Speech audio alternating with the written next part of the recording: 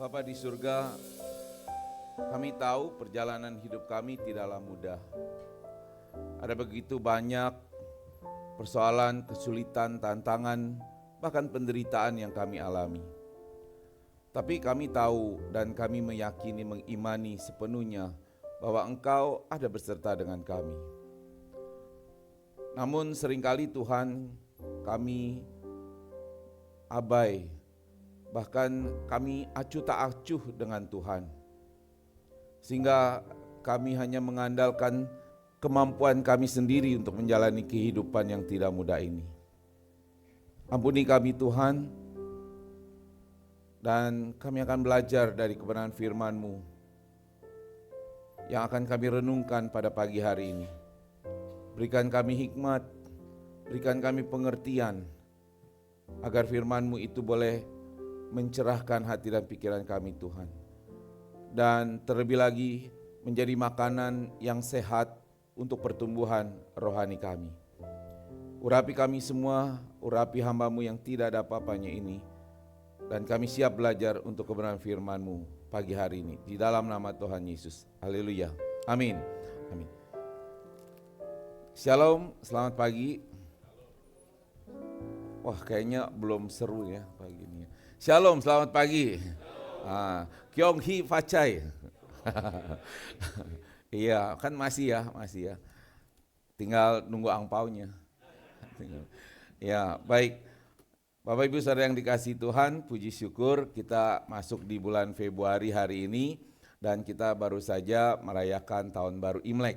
Ya, jadi selamat tahun baru Imlek 2576. Ya, jadi udah tua kalau menurut tanggalan kalender Cina. Ya. Nah, konon tahun ini adalah tahun ular kayu. Ya, ular kayu, konon gitu. Dan konon juga di tahun ular kayu ini banyak tantangan. Ya, banyak potensi-potensi hal-hal buruk yang bisa terjadi di tahun ular kayu. Khususnya bagi mereka yang katanya bersio macan, ya, ada yang sio babi, ada sio anjing atau sio monyet. Nah, itu akan mengalami hal-hal yang buruk di tahun ini. Ya, saudara sionya apa nih ya? Kambing ya. Jadi ibu kambing. Oh, ibu kambing. Ya, sio apa ya? Ya, nggak usah cari tahu lah ya. Nggak usah cari tahu. Nanti kepancing-pancing lihat horoskop lagi ya. Tapi begini, apapun sio kita, apapun tahun yang kita akan jalani, kita punya Tuhan yang selalu akan menyertai kehidupan kita. Amin. Ya. Jadi apapun musim kehidupan yang akan kita jalani, baik itu yang baik, baik itu yang buruk, kita tidak perlu khawatir. Karena apa? Karena Tuhan ada beserta dengan kita. Ya. Dan tantangan seberat apapun yang akan kita alami di tahun 2025 ini, tidak perlu khawatir. Tuhan itu selalu ada di sisi kita. Ya, mengiringi langkah-langkah kehidupan kita. Nah, Bapak Ibu Saudara yang dikasihi Tuhan, kalau ada pengalaman buruk yang kita akan jalani, ya mestinya kita meresponinya dengan lebih baik, ya, dengan lebih benar sesuai dengan iman kekristenan kita. Ya, konon tahun ini memang akan banyak tantangan, ya, di mana katanya kripto akan lebih menguasai dunia. Tahu kripto ya? Saya sih kurang tahu, cuma dengar namanya aja. Ya, tahun ini konon akan ada banyak mungkin virus-virus baru yang bisa menjadi pandemi, konon ya, saya tidak yakin pasti gitu ya. Dan konon di tahun ini Indonesia akan mengalami krisis yang berat, itu konon ya. Tapi apapun ceritanya, pengalaman buruk yang mungkin akan kita alami, sekali lagi perlu kita responi dengan benar sesuai dengan iman kita. Nah, hari ini kita belajar dari Rasul Paulus, ya, yang mengajarkan kita untuk bersyukur atas pengalaman-pengalaman buruk, ya, bersyukur atas pengalaman buruk yang kita alami dan yang akan kita alami. Nah, oleh karena itu saya mengajak kita semua, mari kita membuka Alkitab kita dari 2 Korintus pasal 1, kita akan membaca dari ayat 1 sampai ayat yang ke-11 secara bergantian. Ya, ayat 1 sampai yang ke-11 secara bergantian. 2 Korintus pasal 1 ayat 1 sampai yang ke-11. Saya akan baca di ayat yang pertama, saudara baca ayat kedua, dan saya yang ketiga, saudara yang keempat, dan seterusnya sampai ayat yang ke-11. Ya. Kalau sudah siap, katakan amin. Amin. Baik, demikian firman Tuhan. Salam dari Paulus yang oleh kehendak Allah menjadi Rasul Kristus Yesus, dan dari Timotius saudara kita, kepada jemaat Allah di Korintus dengan semua orang kudus di seluruh Akhaya.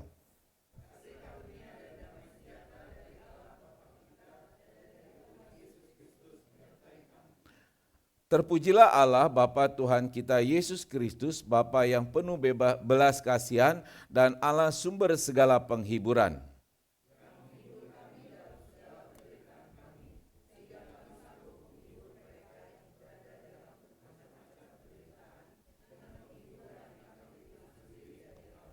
Sebab sama seperti kami mendapat bagian berlimpah-limpah dalam kesengsaraan Kristus, demikian pula oleh Kristus kami menerima penghiburan berlimpah-limpah.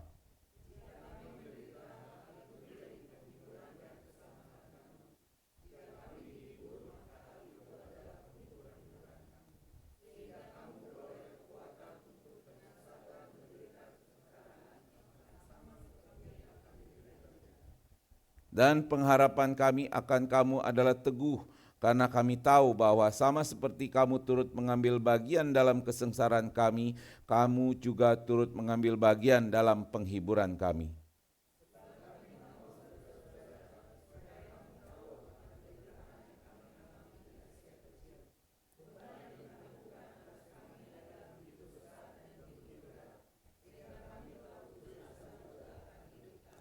Bahkan kami merasa seolah-olah kami telah dijatuhi hukuman mati. Tetapi hal itu terjadi supaya kami jangan menaruh kepercayaan pada diri kami sendiri, tetapi hanya kepada Allah yang membangkitkan orang-orang mati.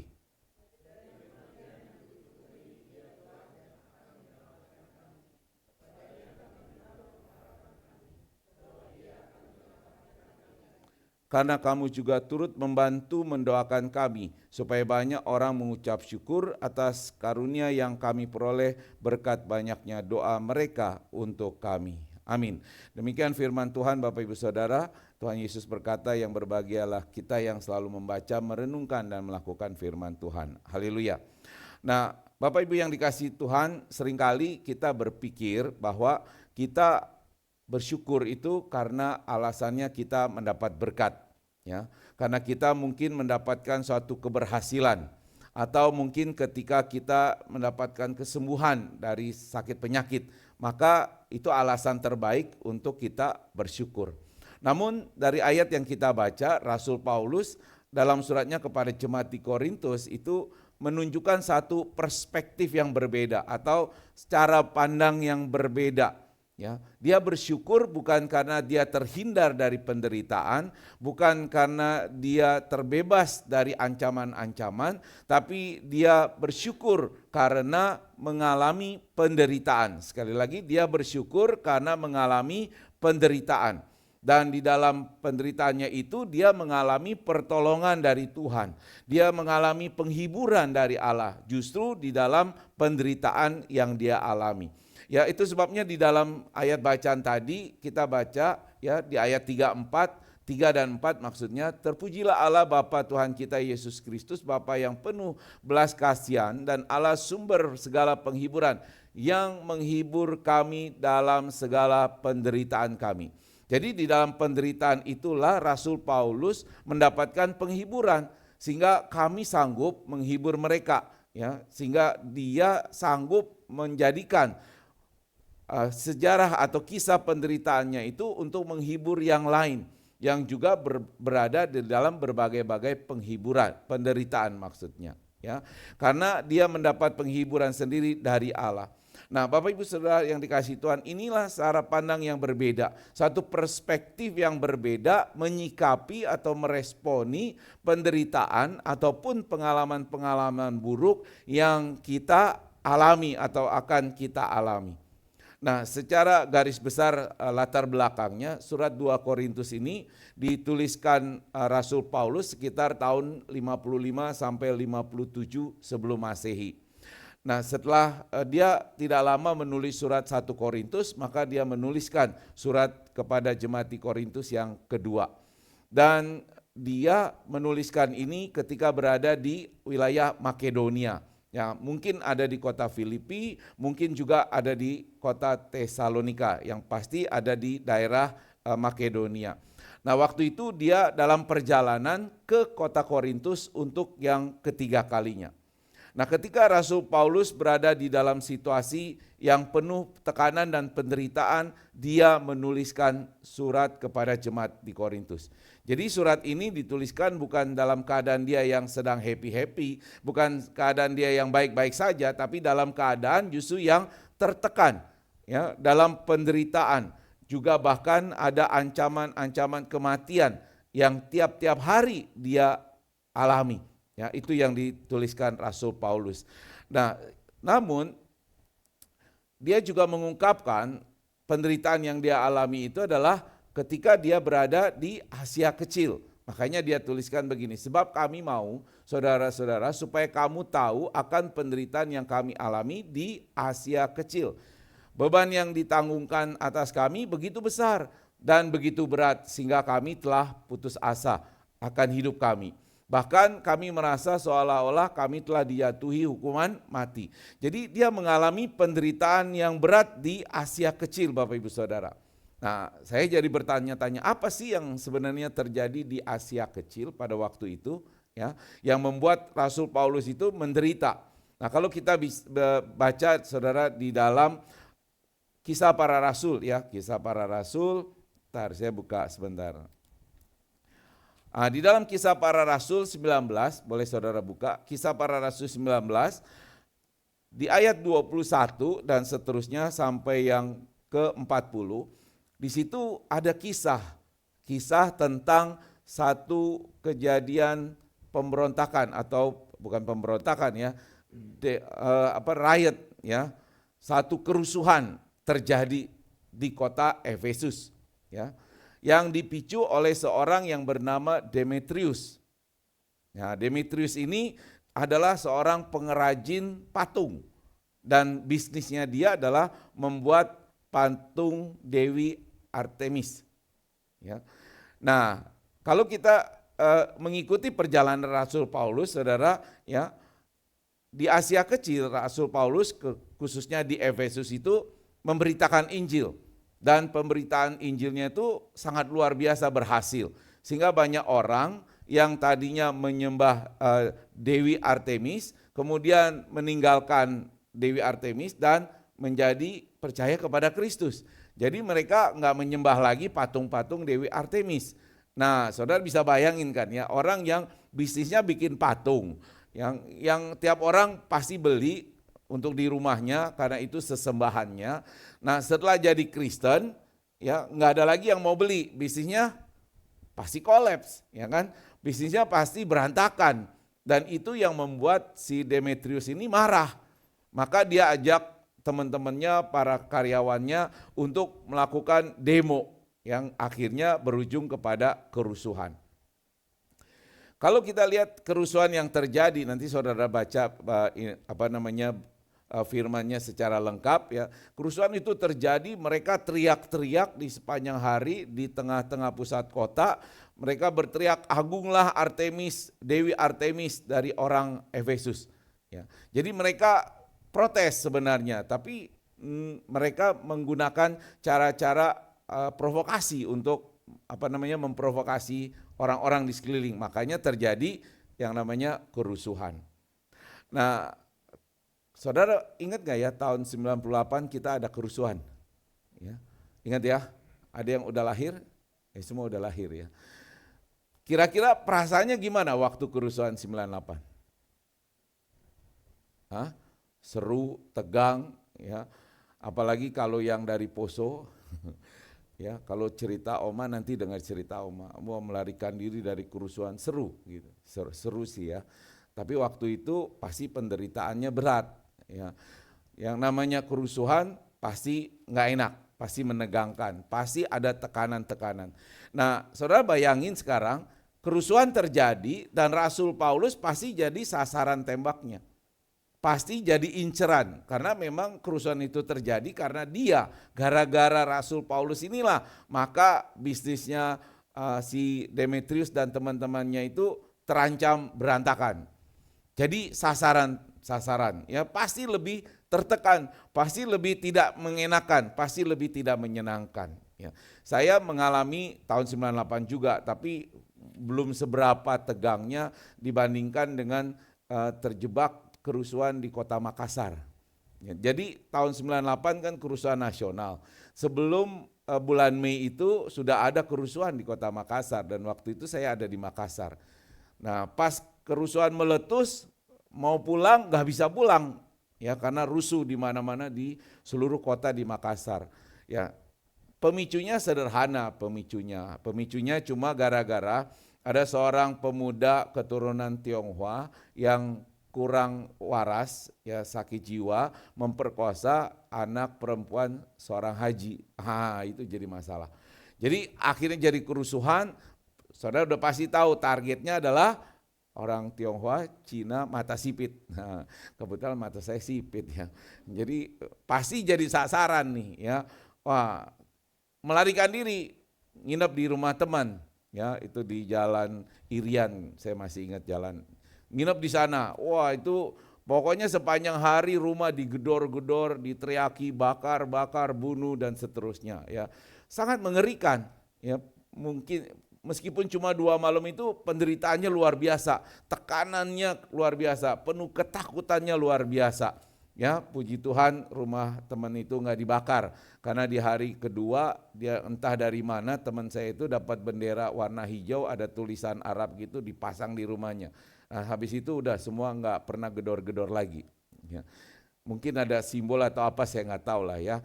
Nah tapi tegang, tetap tegang. Sampai 2 hari saya bilang, wah ini nggak betul, saya mesti pulang. Kalau di sini terus berkembang, kita nggak pernah tahu kan perkembangannya bisa jadi seperti apa. Nekat subuh-subuh ada taksi yang mau ditumpangi, lari ke bandara. Dan waktu menuju bandara itu lengang, kosong, nggak ada kendaraan, ya deg-degan juga ya.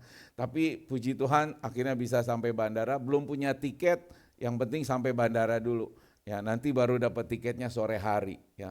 Dan lewat. Jadi saya bisa membayangkan bagaimana perasaan Rasul Paulus ketika terjadi kerusuhan di Efesus yang sasarannya adalah dia ya.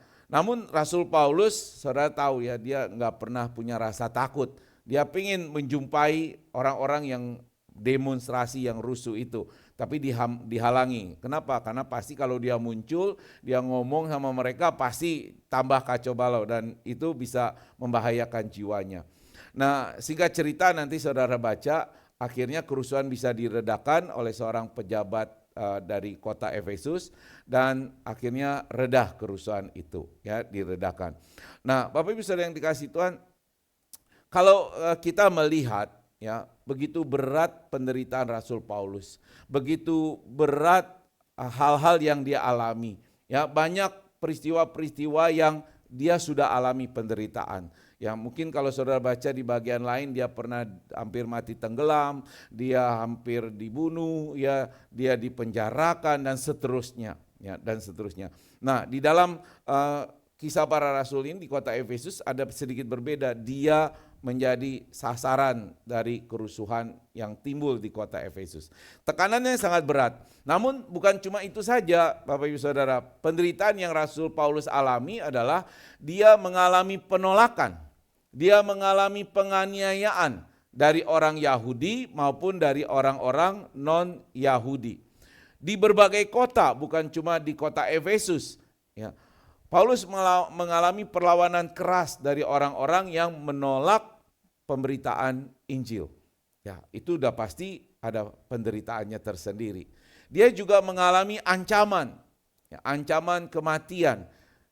Di dalam 1 Korintus 15 ayat 32 Paulus berbicara tentang bagaimana dia seakan-akan melawan binatang buas di Efesus. Ya, ini bukan binatang buas beneran, tapi satu analogi yang merupakan satu metafora di mana dia harus melawan begitu banyak musuh-musuh yang mengancam kehidupannya. Dia juga mengalami tekanan emosional dan spiritual, sudah pasti. Di dalam 2 Korintus 7 ayat 5 dia menggambarkan bagaimana dirinya itu mengalami ketakutan dari dalam, sementara dia menghadapi pertengkaran-pertengkaran di luar. Ya, jadi tekanan dari dalam, tekanan dari luar, dan ini suatu sungguh tekanan mental yang cukup berat Bapak Ibu Saudara. Nah, jemaat-jemaat di Korintus juga mengalami perpecahan. Makanya dia juga terdorong untuk menulis surat kepada jemaat di Korintus, di mana perpecahan timbul dan juga timbul beberapa kalangan dari orang Kristen, dari orang-orang yang percaya, yang menolak dia, yang menolak otoritas kerasulannya.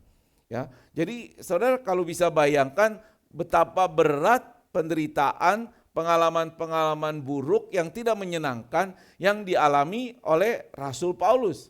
Ya, khususnya di Asia Kecil itu sangat berat. Namun ia melihat semua peristiwa itu adalah satu cara bagaimana Allah mengajar dia untuk tidak mengandalkan dirinya sendiri. Justru dalam penderitaan-penderitaan itu dia sadar, dia tercerahkan bahwa dia tidak mungkin bisa mengandalkan dirinya sendiri, kecuali dia sepenuhnya bergantung kepada Allah. Nah, itu sebabnya di dalam ayat 9b sampai yang 10 tadi kita sudah baca, saya bacakan lagi buat saudara. Tetapi hal itu terjadi supaya kami jangan menaruh kepercayaan kepada diri kami sendiri, tapi hanya kepada Allah yang membangkitkan orang-orang mati. Jadi ketika Allah mengizinkan kita mengalami penderitaan, mengalami suatu pengalaman yang buruk, kita mesti sadar bahwa kita jangan mengandalkan kemampuan kita sendiri, tapi kita justru harus mengandalkan kekuatan dari Tuhan. Ya, ada banyak peristiwa dalam kehidupan kita yang kurang menyenangkan, sudah pasti. Ada banyak kita mengalami penderitaan, itu sudah biasa. Tapi bagaimana kita bisa melewatinya dengan baik? Hanya ketika kita mau mengandalkan Tuhan sebagai sumber kekuatan kita. Ya. Dari kematian yang begitu ngeri, Ia telah dan akan menyelamatkan kami. Kepadanya kami menaruh pengharapan kami bahwa Ia akan menyelamatkan kami lagi. Jadi dapat kita pahami Bapak Ibu Saudara bahwa Rasul Paulus menulis 2 Korintus ini dalam situasi yang sulit, penuh penderitaan, penuh tekanan, dan penuh kekhawatiran serta ketakutan. Namun dari surat ini kita bisa belajar banyak hal. Bagaimana kita menyikapi pengalaman-pengalaman buruk, penderitaan yang kita alami sesuai dengan iman kita kepada Tuhan Yesus Kristus. Nah, pengalaman buruk yang kita alami dan Rasul Paulus juga mengalaminya, ini adalah satu pembelajaran yang bisa kita petik. Yang pertama, apa yang kita bisa belajar dari Rasul Paulus Bapak Ibu Saudara? Ya, Paulus tidak menyangkal bahwa ia mengalami penderitaan berat. Makanya di dalam ayat 8 dan 9 ia mengungkapkan bahwa ia itu merasa seperti diambang kematian. Namun justru dalam keadaan itu ia belajar untuk tidak mengandalkan dirinya sendiri, melainkan sepenuhnya bergantung kepada Allah, dan itu menjadi sarana pertumbuhan iman. Imannya semakin kuat, diteguhkan, dan dia makin meyakini, sadar bahwa Allah selalu beserta dengan dia, memberi kekuatan. Nah, menyimpang sedikit. Di sini ada yang suka nge-gym nggak ya? Ada ya? Bung Fani suka nge-gym. Oh, suka nge-gym dia. Angkat barbel berapa berat? Ayo. 50 kilo kayaknya ya. Atau 100 kilo. Kan siap-siap belajar angkat putri. Biar kuat. Angkat barbel terus ya. Udah berapa lama? Setahun, 2 tahun? 2 tahun ya. Waktu awal-awal angkat barbel langsung 25 kilo. Enggak ya, 5 kilo ya. 5 kilo biasa, kiri 5 kilo, kanan 5 kilo, angkat ya. Nah, nanti udah lewat 2 minggu bisa naik tuh jadi 10 kilo ya. Kenapa ya? Ya sebenarnya secara teorinya bahwa ketika angkat beban itu, maka otot kita diregangkan dan dikuatkan untuk siap menanggung beban yang lebih berat ya. Jadi beban itu adalah untuk menguatkan otot-otot. Nanti udah 10 kilo, 2 minggu lagi latihan, ini 10 kilo udah enteng karena ototnya udah makin kuat. Naik lagi 15 kilo dan seterusnya demikian. Nah ini satu analogi yang sederhana Bapak Ibu Saudara. Ya sederhana begini, kalau hidup kita ada beban, kalau hidup kita ada penderitaan, itu tidak untuk membuat kita binasa, tapi justru akan membuat kita jadi kuat. Kita akan lebih kuat untuk menanggung beban yang lebih berat. Ya, untuk menanggung beban yang lebih berat. Kalau Bang Fani nanti 5 kilo, berat turun 3 kilo, aduh berat 1 kilo aja lah. Ya, terus 1 kilo, ya enggak naik-naik dan enggak akan jadi kuat. Sama halnya ketika kita enggak pernah mau melatihan lagi, nanti kekuatannya turun tuh, betul ya Bang Fani ya. Kalau enggak latihan lagi, otot-ototnya turun tuh kekuatannya. Jadi artinya apa? Kalau hidup kita baik-baik saja, tidak ada bebannya, tidak ada penderitaannya, maka kita kekuatannya makin menurun. Justru lewat Rasul Paulus kita perlu menyadari bahwa penderitaan yang kita alami, tantangan yang kita hadapi, pengalaman buruk yang kita jalani adalah untuk memberikan kekuatan bagi kita. Ada amin. Kekuatan bagi kita. Justru kalau hidup kita baik-baik saja, ya semuanya berjalan lancar, maka jangan-jangan iman kita makin lama makin turun nih kekuatannya, ya makin lemah imannya. Itu sebabnya kalau kita mau menyadari Bapak Ibu Saudara, pengalaman buruk itu justru memaksa kita untuk makin bergantung kepada Allah. Pengalaman makin buruk, makin kita nggak bisa buat apa-apa, makin kita tidak berdaya, makin kita akan mengandalkan Tuhan. Ya. Dan pengalaman buruk kalau kita sudah lewati sekali, 2 kali, 3 kali itu jadi biasa aja. Ya, sudah jadi hal yang biasa. Nah, di dalam perjalanan karir kerjaan saya minimal 3 kali saya di PHK. 3 kali di PHK. Jadi kalau ngalami yang keempat gimana? Ya udah biasa ya. Udah biasa. Udah 3 kali, yang keempat ya udah biasa aja ya. Dan anehnya setiap kali di PHK lewat penderitaan karena kan gak ada kerjaannya, tetap hidup, nggak mati-mati juga. Ya, bahkan dapat kerjaan yang bisa lebih baik lagi.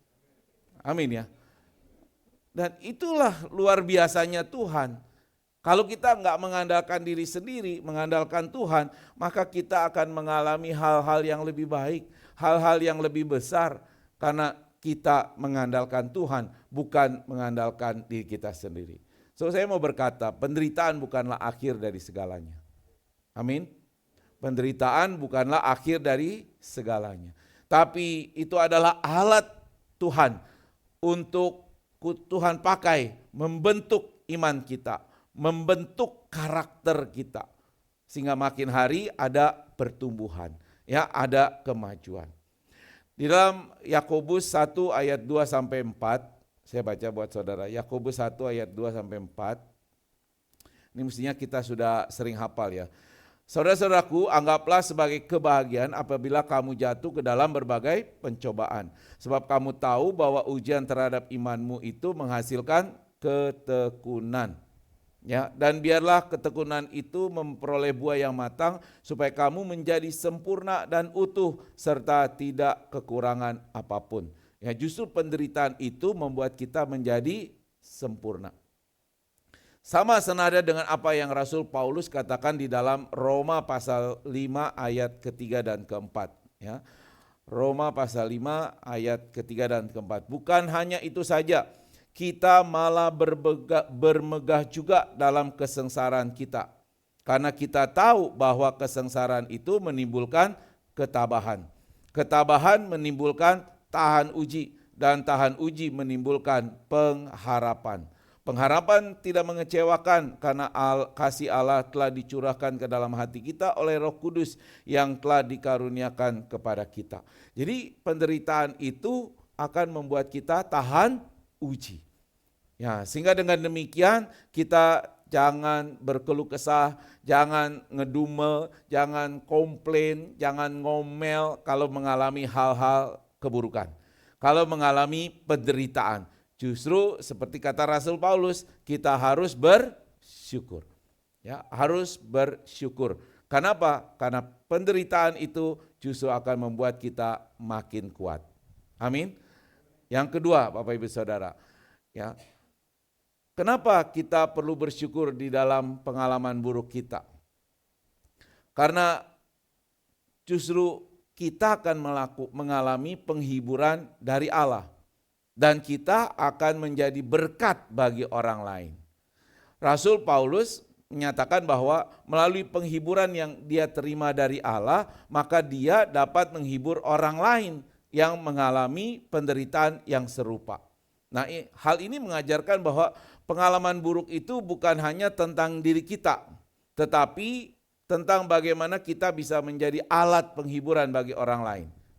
Jadi kalau Allah izinkan kita mengalami penderitaan, mengalami pengalaman yang buruk, itu bukan semata-mata untuk menguatkan kita, tapi Tuhan pakai untuk kita bisa menguatkan orang lain. Jadi karena udah di PHK 3 kali, ya, terus kalau ada orang datang, Pak saya di PHK, bisa gak menghibur? Bisa, malah saya bilang bagus. Di PHK bagus. Bagus, iya bagus. Kenapa? Karena pengalaman saya setelah di PHK, Tuhan malah kasih jalan yang lebih baik. Pekerjaan yang lebih baik. Makanya kamu jangan putus asa, menjadi sumber penghiburan. Nah, itu sebabnya pengalaman apapun yang saudara alami, yang seburuk apapun, ingat itu akan Tuhan pakai untuk menjadi berkat bagi orang lain. Ya, mungkin hari ini kita juga mengalami kesulitan. Mungkin juga pengalaman itu bisa menjadi kesaksian bagi orang lain. Ya, nah kemarin ketika pelayanan di mana PD Anugerah, ya, wah semua bersaksi. Tapi luar biasa ya, orang-orang yang simple, sederhana, jogetnya heboh gitu. Ya, nanti kapan kita undang sini biar semua joget heboh ya. Mereka banyak memberi kesaksian yang sederhana, ya, tapi sungguh menguatkan. Ya. Ada yang mengalami di rumah sampai kehabisan beras, ya, tiba-tiba dia berdoa, habis itu ada tetangga ngasih beras. Simple, sederhana.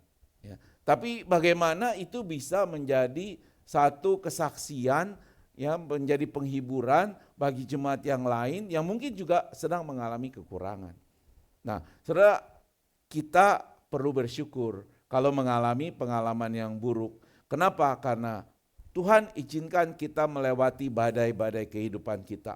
Bukan untuk menghancurkan kita, tapi Tuhan mau pakai saudara untuk menjadi kesaksian, penghiburan, memberi kekuatan kepada orang-orang di sekeliling kita, menjadi berkat bagi sekeliling kita. Amin. Ya. Nah, ini yang harus kita sadari dan kita pahami. Menyimpang dikit, saya ingin mengajak saudara mengingat kembali seorang tokoh ini.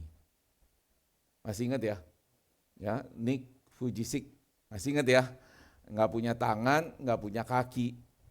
Tapi dia tidak pernah mengeluh dengan kondisinya. Maka dia jadi berkat bagi banyak orang. Menjadi seorang tokoh motivator dunia, bukan cuma di negaranya, di dunia.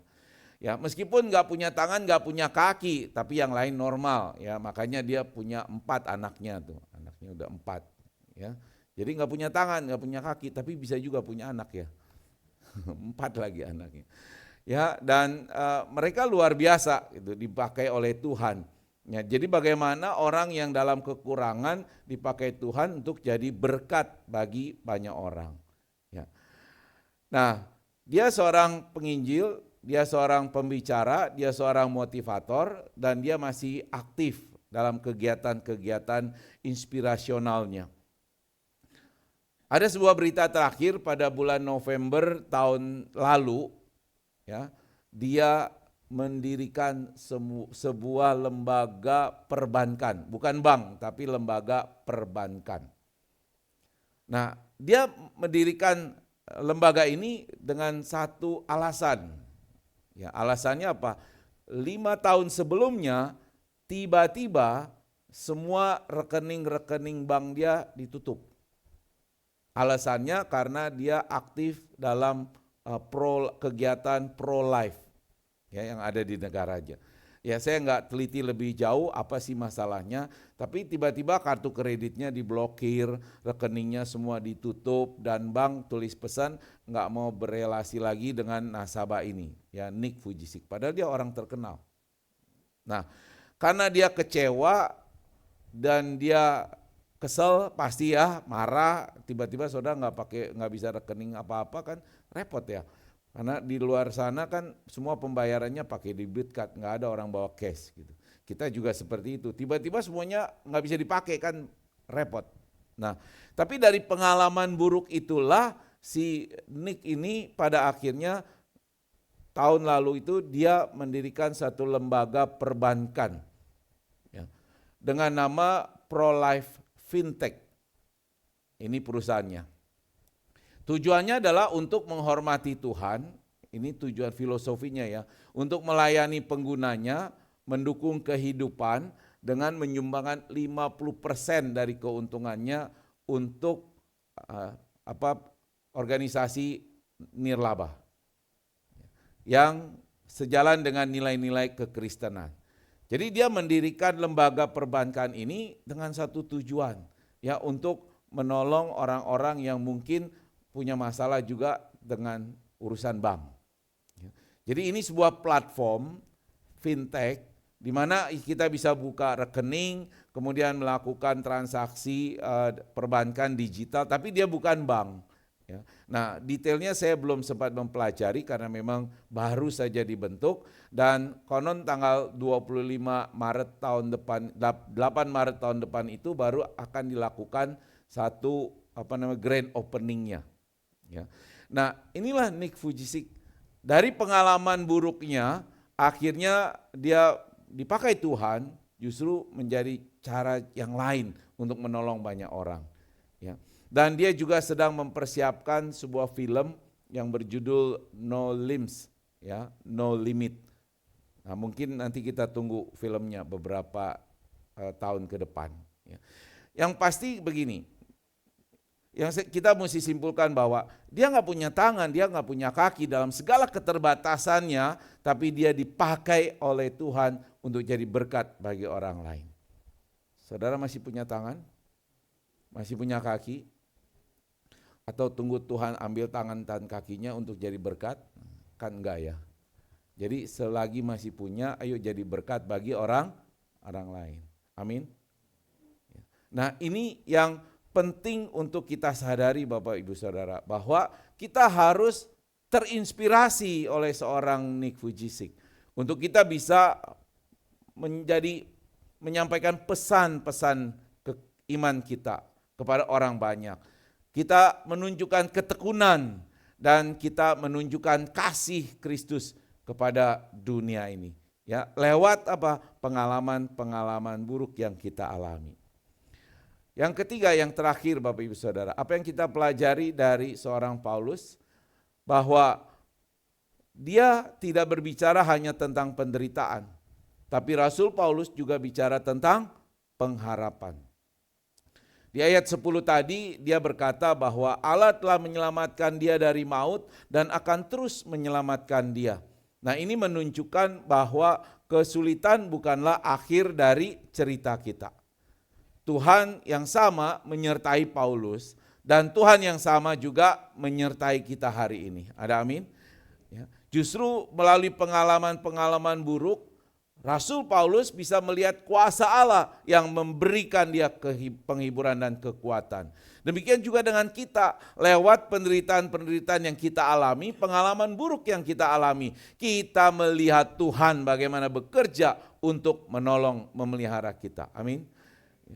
Dan 58 tahun sekarang ya, 58 tahun perjalanan hidup saya. Sungguh sudah banyak yang bisa saya lihat dan rasakan bagaimana Tuhan bekerja. Ya, secara manusia memang kadang-kadang ada kekhawatiran, ada ketakutan. Tapi justru setelah semuanya lewat, kita baru bisa melihat bagaimana Tuhan bekerja sampai hari ini. Ya, di masa-masa pandemi mungkin orang banyak kehilangan pekerjaan, mungkin berkurang penghasilannya, tapi justru di masa pandemi saya melihat Tuhan memelihara. Ketika orang harus dirumahkan, justru malah saya dapat pekerjaan.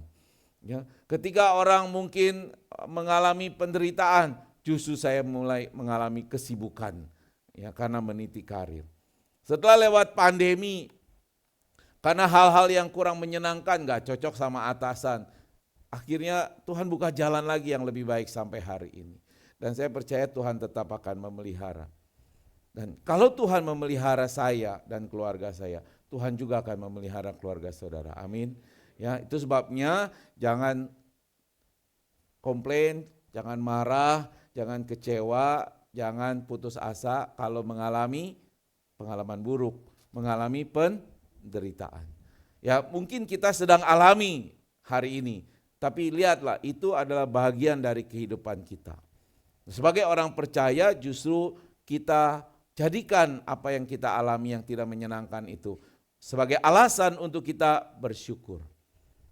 So, pengalaman buruk bisa menjadi alat pertumbuhan iman kita. Ya, sarana untuk bisa menghibur orang lain dan bukti kesetiaan Allah di dalam kehidupan kita. Ini sebabnya kita belajar untuk bersyukur lewat pengalaman-pengalaman buruk yang kita alami. Karena pengalaman yang sulit sekali lagi itulah yang akan membentuk karakter kita supaya makin hari makin serupa dengan Kristus. Amin.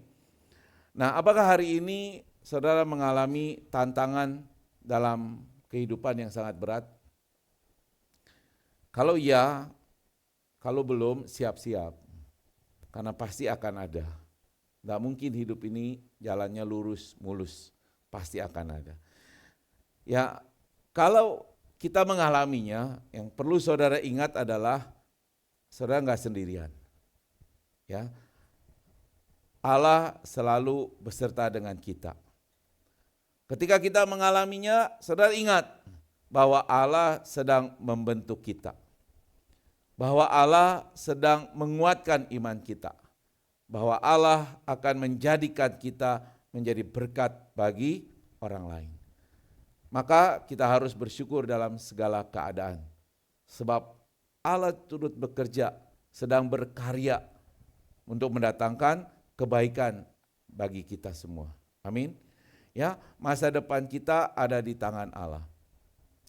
Kenapa Allah demikian baik? Ya karena Dia mengasihi kita. Ya, karena Dia sungguh-sungguh mengasihi kita. Bukan cuma mengasihi Paulus, tapi mengasihi kita secara pribadi. Ya, betapa tidak Dia mengasihi kita. Yesus, anak tunggalnya yang adalah Allah, yang tidak menyayangkan dirinya. Dalam keadaannya sebagai manusia, Yesus telah merendahkan dirinya. Kemudian Dia taat, bahkan sampai mati di atas kayu salib. Tidak ada kasih yang lebih besar daripada kasih seseorang yang rela memberikan nyawanya untuk orang-orang yang dikasihinya. Jadi Yesus berkorban untuk saudara dan saya. Ya, karena kita berharga. Justru lewat pengorbanannya di atas kayu salib, Yesus sudah menyelamatkan kita dari kematian mengerikan, kata Rasul Paulus. Ya, kematian kekal. Dan Dia juga sudah menyelamatkan kita dari berbagai penderitaan yang kita alami selama ini. Karena Saudara mesti percaya bahwa kita bisa melewati badai kehidupan kita sejauh ini sampai saat ini. Itu karena pemeliharaan Tuhan. Amin. Dan kita akan mampu melewati hal-hal yang tidak terduga di masa yang akan datang. Karena Allah mengasihi kita. Justru di saat-saat itu kita akan mendapatkan penghiburan. Yesus akan memberikan kekuatan. Dan dia sedang merancangkan yang terbaik buat kehidupan kita. Bersama Yesus, pengalaman buruk dan penderitaan hidup akan membuat kita semakin kuat dalam iman. Maka kita perlu mengandalkan Yesus senantiasa. Amin. Nah, saat ini kita diundang saudara untuk ambil bagian dalam perjamuan kudus. Untuk mengingat pengorbanan Yesus dalam menyelamatkan kita. Ya, kita akan menerima roti dan anggur. Di mana roti dan anggur itu Yesus katakan kepada murid-muridnya bahwa itu adalah tubuhnya, itu adalah darahnya. Roti dan anggur itu adalah tubuh Yesus dan darah Yesus. Dan Yesus juga meminta supaya roti dan anggur itu menjadi peringatan akan dia. Mungkin tanpa perjamuan kudus kita akan selalu ingat Yesus, pasti. Tapi mungkin juga karena aktivitas-aktivitas kita dalam kehidupan, bahkan penderitaan yang kita alami, bisa saja membuat kita kehilangan fokus. Bisa saja membuat kita makin tidak menyadari dan mengingat bahwa kita ini orang-orang yang sudah ditebus lewat pengorbanan Yesus di atas kayu salib. Ya, makin banyak orang Kristen yang hanya fokusnya Yesus yang memberi berkat, lupa bahwa Yesus yang mati untuk menyelamatkan dosa-dosanya. Ya, makin tidak menyadari hal-hal itu. Nah, oleh karena itu hari ini kita dipanggil ulang untuk mengingat akan pengorbanan Yesus di atas kayu salib. Perjamuan kudus juga menyatakan bahwa ini adalah momen bersatunya pribadi kita dengan pribadi Kristus. Karena kita akan masuk di dalam, kita sudah masuk di dalam Kristus dan Kristus hidup di dalam diri kita. Ya, sehingga sakramen perjamuan kudus bukanlah hal yang hanya sekedar kita lewati karena tradisi. Tapi ada makna yang terdalam di sana. Ya. Dan kita perlu meresponinya dengan sikap penuh kerendahan hati. Dengan sikap yang penuh untuk kita menyadari akan kesalahan-kesalahan kita. Nah, makanya ketika kita menyambut perjamuan kudus, kalau kita belum memaafkan seseorang, berarti kita tidak layak menerimanya. Ya. Kalau kita ada bersalah pada seseorang, kita juga perlu meminta maaf, memperbaiki relasinya. Karena kalau itu tidak kita lakukan, berarti kita belum layak. Apalagi kalau di dalam hati kita ada kebencian. Itu sebabnya kita perlu pengakuan dosa di hadapan Tuhan. Ya, di dalam melakukan perjamuan kudus. Nah, perjamuan kudus juga mengingatkan kita akan pengalaman keselamatan yang kita terima. Ya, kenapa? Karena kita menerima keselamatan bukan karena kita baik, bukan karena kita hebat, tapi karena kita dipilih Tuhan untuk diselamatkan. Bukan kita yang memilih Tuhan, tapi Tuhan yang memilih kita. Nah, oleh karena itu kita perlu mengingat, ya, kematian Yesus adalah untuk menebus dosa kita. Pengorbanannya begitu besar untuk kehidupan kita. Maka kita perlu menjaga kehidupan kita tetap kudus. Jangan mencari kebahagiaan, kesenangan yang kosong dari dunia ini. Tapi bagaimana kita bisa hidup di dalam alam kemerdekaan. Karena kita sudah dimerdekakan oleh Kristus. Dimerdekakan dari kuasa dosa. Dari kematian yang kekal. Maka kita perlu terus melakukan hal-hal yang baik. Yang berdampak positif bagi orang-orang di sekeliling. Yang menyatakan bahwa kita adalah anak-anak yang sudah ditebus. Perjamuan kudus juga mengingatkan pentingnya akan persekutuan. Karena ketika melakukan perjamuan kudus, Yesus tidak sendirian, tapi dia bersama para murid-muridnya. Kalau kita melakukan perjamuan kudus hanya sendirian, itu beda maknanya. Makanya perjamuan kudus adalah satu bentuk pengingat bagi kita, pentingnya persekutuan. Ya, makanya saudara harus punya semangat untuk terus bersekutu. Bukan cuma setiap minggu, ya, Kalau bisa kita bersekutu di hari-hari biasa, itu akan jauh lebih indah. Ya, untuk saling menguatkan, saling mengingatkan, saling belajar, saling menerima, ya, saling memaafkan, hidup dalam persekutuan sebagai satu tubuh Kristus. Perjamuan kudus juga merupakan wujud pengharapan akan kedatangan Yesus kembali. Jadi ketika kita menerima perjamuan kudus, saudara mesti ingat bahwa Tuhan yang sudah lahir, dia mati, dia bangkit, dia naik ke surga, dan Tuhan Yesus yang sama yang akan datang untuk kedua kalinya. Jadi ketika perjamuan kudus kita harus ingat itu. Dan kita harus terus memupuk pengharapan kita akan kedatangan Yesus yang kedua kalinya. Oleh karena itu kita tetap harus perlu hidup di dalam pengharapan yang teguh. Menantikan kedatangan Tuhan. Menjalani kehidupan kita meskipun banyak penderitaan, banyak cobaan, banyak pengalaman yang buruk. Tapi tetap kuat di dalam iman. Karena kita berserah bergantung penuh kepada Tuhan. Amin. So, sebelum kita menerima perjamuan kudus, saya memberi kesempatan Bapak Ibu Saudara boleh pemusik mengiringi kita. Mari kita tundukkan kepala. Secara pribadi kita masing-masing berdoa, memeriksa diri kita, memeriksa kehidupan kita. Ya, mungkin saudara banyak penderitaan selama ini. Banyak pengalaman-pengalaman buruk yang dialami, tapi justru saudara menyikapinya dengan seringkali berkeluh kesah, komplain, protes sama Tuhan. Hari ini kita diingatkan bahwa pengalaman-pengalaman buruk itu adalah baik untuk kita.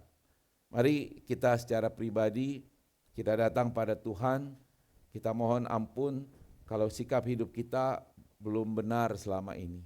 Terutama ketika kita menjalani kehidupan yang penuh tantangan, penderitaan, dan pengalaman-pengalaman yang buruk itu. Doa pribadi, mohon pengampunan Tuhan.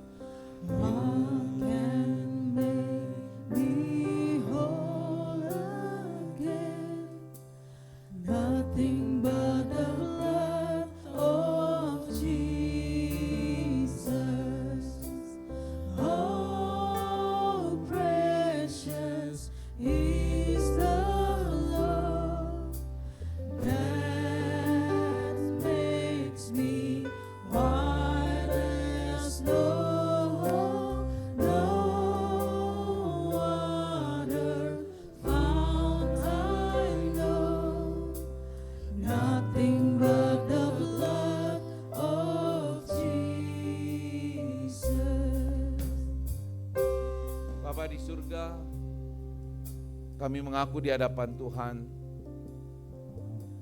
kami cemar, kami kotor, kami banyak melakukan dosa. Bahkan setelah Engkau menyucikan kami, membebaskan kami dari dosa-dosa kami, kami belum hidup seturut dengan kehendak Tuhan. Kami masih banyak melakukan hal-hal yang tidak berkenan di hadapan Tuhan. Bahkan ketika menjalani kehidupan yang tidak mudah, yang penuh penderitaan, banyak pencobaan, banyak pengalaman-pengalaman buruk, kami seringkali lari dari Tuhan. Kami seringkali juga protes. Kami seringkali komplain, berkeluh kesah sama Tuhan. Padahal harusnya kami menyadari bahwa semua itu Tuhan izinkan terjadi untuk membentuk kami, untuk mengajar kami, untuk membangun iman kami, supaya kami tidak terlena dalam kehidupan ini. Terima kasih Tuhan buat firman-Mu yang sudah kami dengar, yang boleh memberikan kesadaran dan kekuatan bagi kami, bahwa pengalaman buruk yang kami alami adalah untuk melatih kami menjadi kuat dalam iman, agar kami boleh melihat penyertaan Tuhan, dan kami boleh menjadi berkat bagi orang-orang di sekeliling kami. Agar kami selalu menaruh pengharapan hanya kepada Engkau. Terima kasih Bapa. Terlebih lagi ketika saat ini kami akan menerima perjamuan kudus-Mu. Terima kasih buat hak istimewa yang sudah Tuhan berikan bagi kami, yang mengingatkan kami bahwa inilah perjamuan kudus yang penting untuk pertumbuhan iman kami. Sehingga kami boleh mengingat kembali akan Engkau ya Yesus. Sehingga kami boleh mengingat kembali pengalaman keselamatan yang sudah kami dapatkan karena kasih anugerah dari Tuhan. Terima kasih ya Bapa, ampuni dosa-dosa kami, sucikan kami, layakkan kami untuk menerima perjamuan kudus-Mu pada saat ini. Terpujilah Engkau di dalam nama Tuhan Yesus. Haleluya. Silakan jemaat boleh bersama singer menyanyikan lagu yang indah ini. Sementara kami akan mempersiapkan perjamuan kudus. Saya undang Nothing but the blood of Jesus. What can make me whole again? Nothing but the blood of Jesus. Oh, precious is the blood that makes me white as snow. No other found I know. Nothing but the blood of Jesus.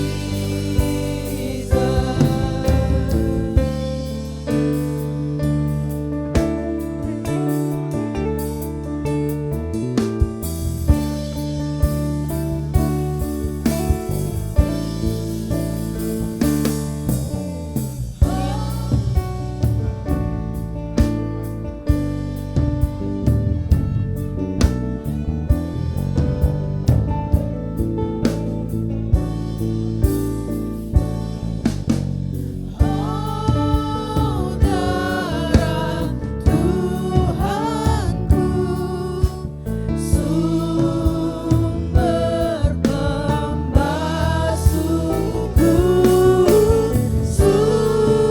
sucilah hidupku, hanya oleh darah Yesus.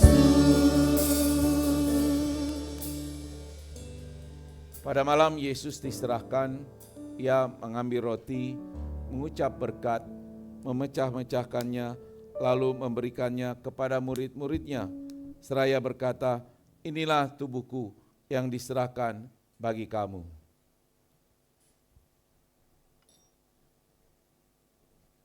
Sesudah itu, Yesus mengambil cawan, mengucap syukur dan Ia berkata, inilah darahku, darah perjanjian yang ditumpahkan bagi banyak orang. Maka ambillah tubuh dan darah Kristus. Ambillah. Ambillah.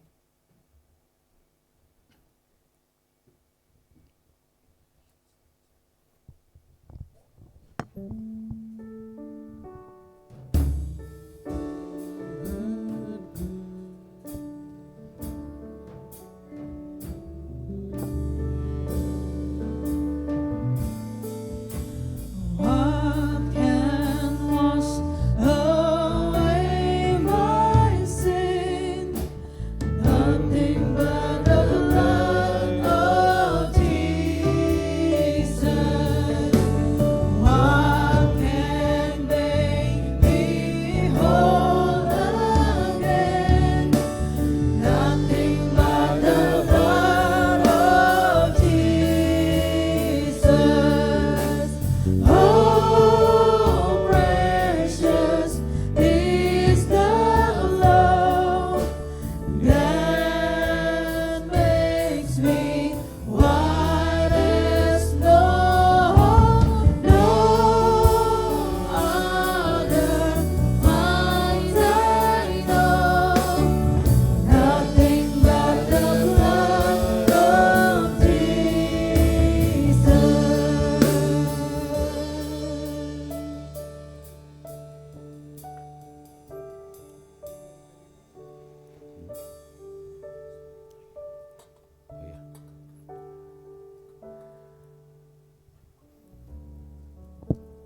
Sesungguhnya aku berkata kepadamu, demikian Yesus bersabda, jikalau kamu tidak makan daging anak manusia dan minum darahnya, kamu tidak mempunyai hidup di dalam dirimu.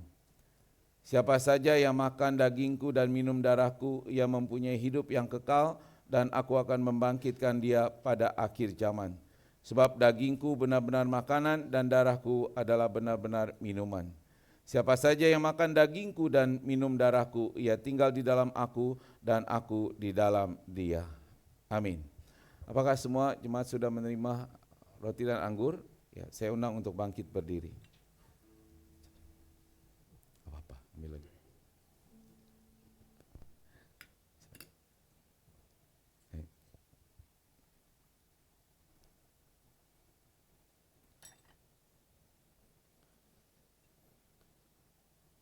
Mari kita angkat hosti di tangan kita, dan sebelum kita memakan tubuh Kristus, Pendeta Emi akan berdoa buat kita. Mari kita berdoa. Tuhan Yesus, Allah yang kami puji dan kami muliakan, pada siang hari ini kami bersyukur kepada Tuhan. Kami boleh sehidangan dengan Tuhan melalui perjamuan kudus. Tuhan, saat ini di tangan kami ada roti yang kami imani ini adalah tubuh Kristus. Karena kami tahu dan kami mengingat bahwa melalui Kristus tubuhmu tercabik-cabik untuk menebus dosa kami dan menyelamatkan kami. Sehingga pada saat ini Tuhan, kami boleh ada semua karena anugerah Tuhan atas keselamatan yang Tuhan berikan dalam hidup kami. Dan menyatunya tubuh Kristus dalam pribadi kami menjadi satu bukti bahwa kami adalah milik Kristus yang sudah diselamatkan oleh Tuhan. Oleh sebab itu Tuhan, jadikanlah tubuh Kristus ini tinggal diam dalam hidup kami, dan kami memiliki yang semangat, bahkan juga mengetahui bahwa tubuh kami ini bukan milik kami sendiri, tetapi ada Kristus yang hidup dalam hidup kami. Oleh sebab itu jadikanlah kami hidup dan bahkan lebih hidup lagi, supaya kami memiliki iman yang teguh kepada Tuhan sampai selama-lamanya. Dan kami percaya Tuhan, di dalam tubuh kami yang lemah ini, mungkin kami mengalami penderitaan sakit, dan kami percaya melalui tubuh Kristus menyatu dalam tubuh kami, maka ada kesembuhan terjadi dalam tubuh kami. Itu adalah bukti kasih Tuhan juga bagi hidup kami. Oleh sebab itu kami bersyukur Tuhan sudah menyelamatkan kami dan memberikan tubuh yang sehat, tubuh yang baru dalam hidup kami. Di dalam nama Yesus kami berdoa dan mengucap syukur. Amin. Sebab apa yang telah kuteruskan kepadamu telah aku terima dari Tuhan, yaitu bahwa Tuhan Yesus pada malam waktu ia diserahkan mengambil roti, dan sesudah ia mengucap syukur atasnya, ia memecah-mecahkannya dan berkata, inilah tubuhku yang diserahkan bagi kamu. Perbuatlah ini menjadi peringatan akan aku. Saudara percaya ini adalah tubuh Kristus? Karena iman dan percayamu pada tubuh Kristus, maka sekarang makanlah dengan penuh ucapan syukur. Makanlah di dalam nama Tuhan Yesus.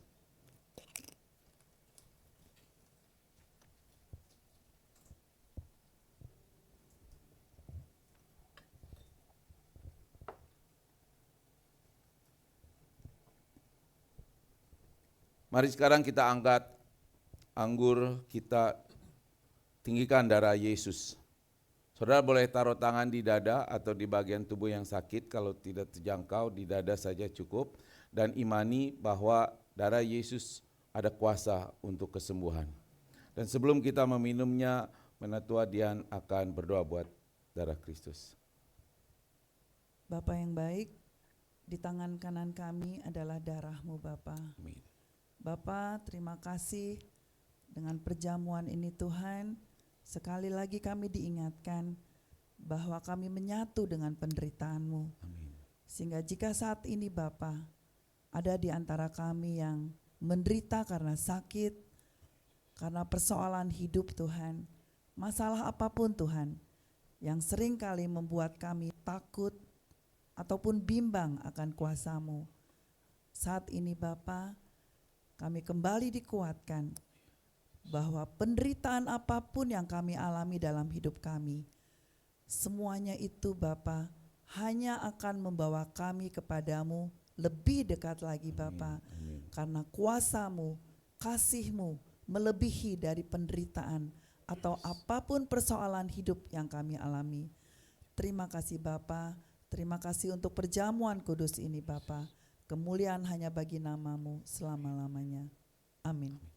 Demikian juga ia mengambil cawan sesudah makan lalu berkata, cawan ini adalah perjanjian baru yang dimeteraikan oleh darahku. Lakukanlah ini setiap kali kamu meminumnya menjadi peringatan akan aku.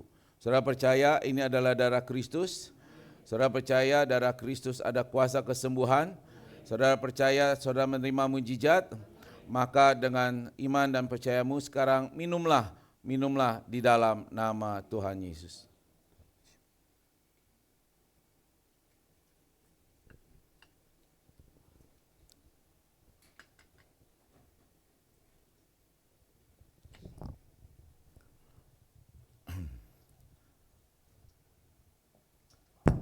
Sebab setiap kali kamu makan roti ini dan minum cawan ini, kamu memberitakan kematian Tuhan sampai Ia datang kembali.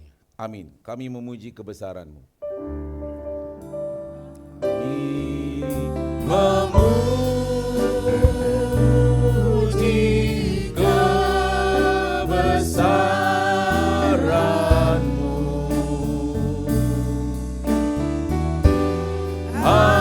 Ajaib Tuhan, ajaib Tuhan, kami memuji kebesaran-Mu.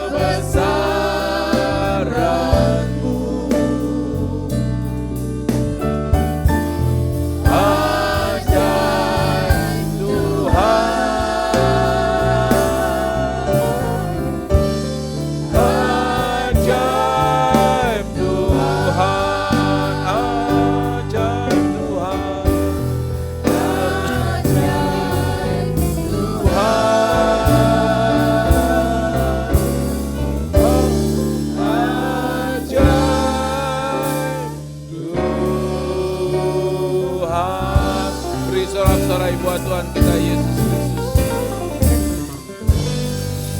Haleluya. Kami terima perjamuan kudus ini dengan ucapan syukur. Kami terima mujizat itu dengan iman yang sudah diberkati Tuhan. Mari sama-sama katakan amin. Amin.